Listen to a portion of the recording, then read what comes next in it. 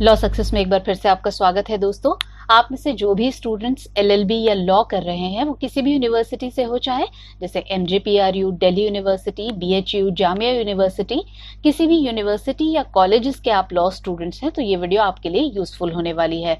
दोस्तों, जब हम एलएलबी करते हैं तो सबसे पहले सवाल खड़ा होता है कि इसकी स्टडी किस तरीके से की जाए, या स्टडी के साथ साथ इसके जो सोर्सेज हैं स्टडी के वो क्या होने चाहिए।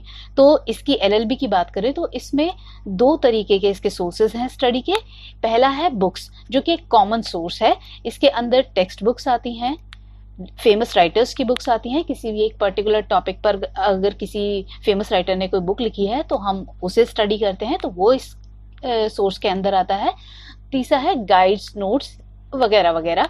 तो ये एक कॉमन सोर्स है किसी भी स्टडी के लिए, किसी भी क्लास की स्टडी के लिए। लेकिन हम जब एलएलबी की बात करते हैं तो इसमें एक सोर्स और जुड़ जाता है और वो है bare act.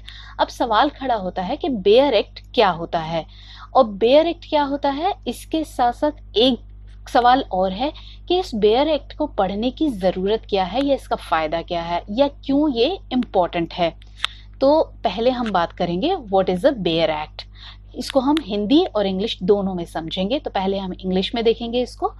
Basically bare act is a dictionary of any section of a particular act. Bare act is the exact text of the act as it was passed by the legislature. There is no case laws or any other explanations to the sections apart from what the parliament or the state legislature has made.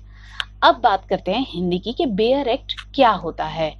तो मूल रूप से अगर हम बात करें, bare act जो होता है वो किसी भी अधिनियम विशेष के, यानी किसी भी कोई भी एक्ट, अगर हम एक विशेष अधिनियम की बात करें तो उसके किसी भी भाग विशेष का ये शब्दकोश कहा जा सकता है। इसके अलावा ये किसी अधिनियम विशेष का सटीक लेख होता है, जैसा कि विधायिका द्वारा पारित किया गया है। यानी कि जैसा इसको विधायिका ने या संसद ने पारित किया है वैसा का वैसा ही ये एग्जैक्ट टेक्स्ट होता है। इसके अलावा इसके अंदर कोई केस लॉ नहीं होता और ना ही किसी सेक्शन का कोई और एक्सप्लेनेशन होता है, स्पष्टीकरण होता है। यानी कि इसके अंदर ये सिर्फ वैसा का वैसा टेक्स्ट होता है जैसा कि संसद ने या राज्य के मामले में उसकी विधायिका द्वारा कानून बनाया गया है। कोई केस लॉ या किसी सेक्शन के किसी स्पष्टीकरण की इसमें बात नहीं होती है। तो ये होता है बेयर एक्ट। अब इसकी जरूरत क्या होती है, इसका फायदा क्या है।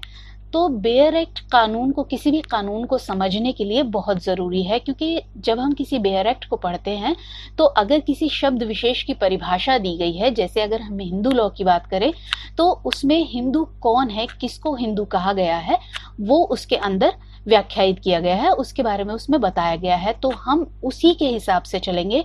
यानी कि जब हम किसी शब्द विशेष को परिभाषित करते हैं, उसकी डेफिनेशन देते हैं, तो हम बेयर एक्ट के अकॉर्डिंग चलते हैं, ना कि उसके एक्सप्लेनेशन के। तो इसलिए इसकी बहुत ज़्यादा ज़रूरत होती है, बहुत ज़्यादा इम्पोर्टेंस होती है। और एलएलबी में के जो स्टूडेंट्स हैं उनको बेयर एक्ट को पढ़ना बहुत ज़रूरी है, क्योंकि ये विधायिका द्वारा पारित किसी भी विशेष अधिनियम का सही व्याख्यान होता है, उसका एग्जैक्ट लेख होता है। तो ये इसकी जरूरत की बात होती है। अब यहाँ एक बात ध्यान देने वाली है, आप में से जो भी एलएलबी के लॉ के स्टूडेंट्स हैं जिनका मीडियम इंग्लिश है तो उनको तो कोई बेयर एक्ट को समझने में दिक्कत नहीं होगी, क्योंकि बेयर एक्ट जैसे इंग्लिश में है।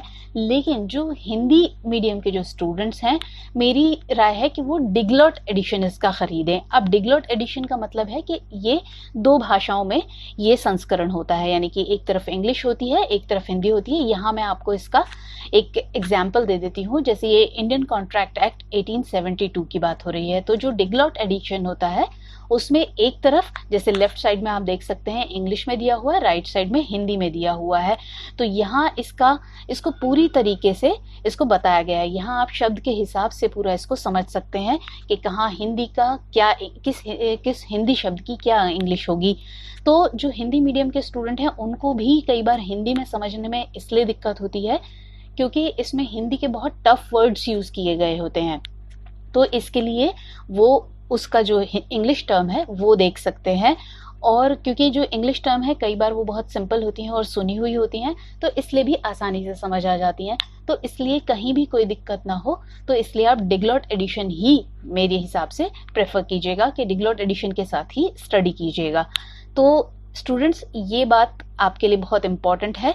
तो ये था हमारा बेयर एक्ट के ऊपर आज का वीडियो कि बेयर एक्ट क्या होता है और किस तरीके से हिंदी स्टूडेंट्स के लिए, हिंदी मीडियम के स्टूडेंट्स के लिए किस तरीके से बेयर एक्ट पढ़ सकते हैं और किस तरीके से उसको समझ सकते हैं।